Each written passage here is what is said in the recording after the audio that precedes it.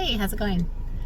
So, I want to talk to you today a little bit about how being in the middle of an abusive relationship really shows up physically. You can see it. It's not that you're being hit necessarily, could be, but if you're in like even just like emotionally, and I don't mean just like an emotionally abusive relationship,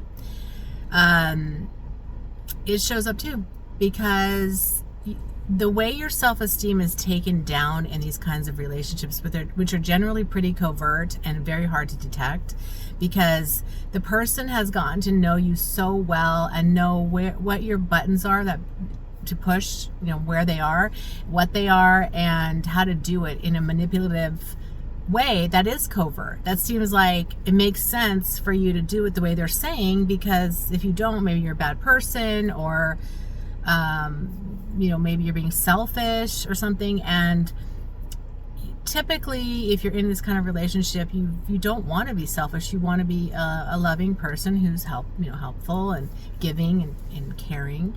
And that narcissistic person knows who you are, knows how to get you to do their bidding.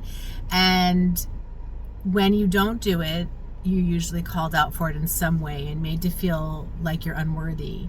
And over time, it just chips away at any sense of self-esteem you may have had. And when that's happening, it can create a lot of feelings in your body, a lot of anxiety about not being good enough.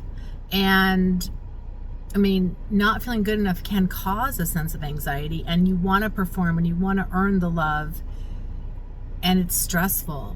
And so you may develop coping mechanisms, or you may start to do those coping mechanisms more, like eating more, not taking care of your personal hygiene, not exercising, drinking or smoking, or doing other kinds of drugs. And all of those things can impact your health, obviously, but also the way your body looks. And so you could show up with a lot of, just like an unhealthy looking body that doesn't look very good, but it's sort of just representative of what's going on inside your mind. Okay, like, I don't feel worthy, and then my body's showing up as not looking worthy, not looking as good as you might have looked before. And that's not a judgment by me. I'm just saying, I know that can happen. It does happen to a lot of people who are in abusive relationships, because they're so focused on taking care of the other person's needs all the time. They don't have any space or room to take care of their own. And it shows. And it's unhealthy. And it's like your whole body starts to deteriorate, right? Because if you're drinking too much, obviously you're going to have problems with your health, problems with your body, like the way it looks and the way it functions. If you're eating too many comfort foods, or just not exercising, that's going to affect your health and the way your body looks. And then if you're not taking care of your hygiene, because maybe you don't have time, maybe you don't have the bandwidth to take care of yourself, because you're so focused. Even if you're not physically focused on that person, mentally you're always focused on, how can I earn this love? How can I make him or her happy?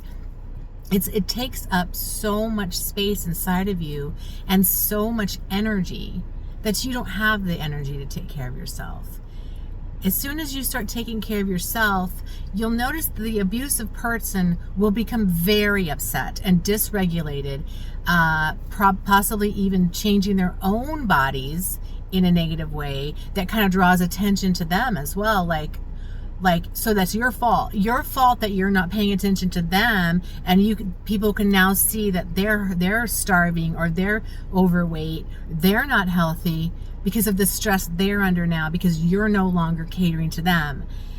And you see how uncomfortable this is for you. You can't do your own thing and take care of yourself because you have to focus on them. But as soon as you try to take care of yourself, they lose it because they need your supply. And then they start getting sick, and then it's your fault still. Because you'll have people saying, what are you doing to him or her that he looks like this, or that she looks like that? She looks sick. Is she sick?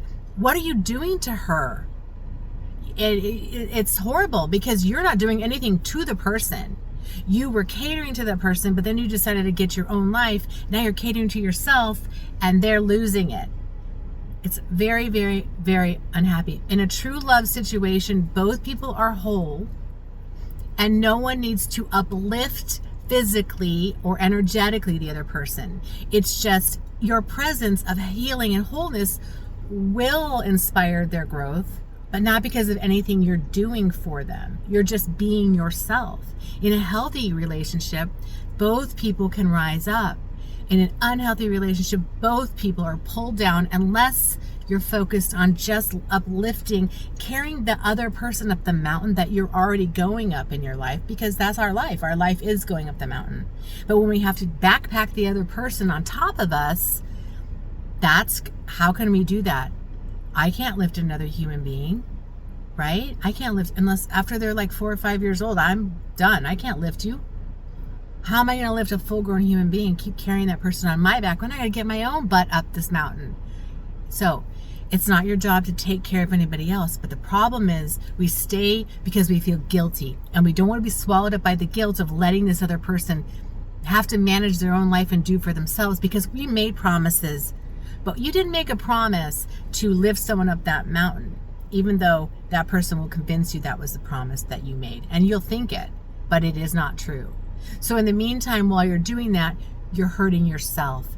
You're killing your own self in the process by eating too much, drinking too much, maybe having risky sex when you're escaping from that person. I don't know, but whatever you're doing, you're not taking care of yourself. And your job in your life is to take care of yourself first and then give to somebody else. But they need to be doing their part too.